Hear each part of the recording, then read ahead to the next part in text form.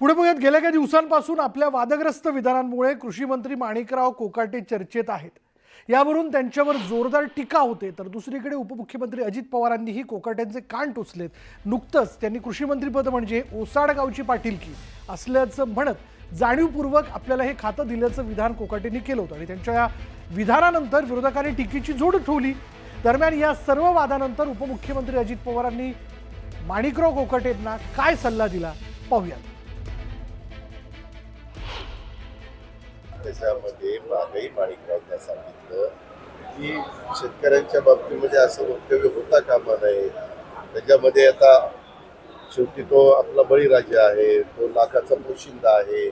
त्याच्यामध्ये सगळ्याच गोष्टी आता आम्हालाही माहिती आहे, आम्ही पण शेतकरी आहोत, परंतु काही गोष्टी बोलून कशाला दाखवायच्या, मनात ठेवायच्या।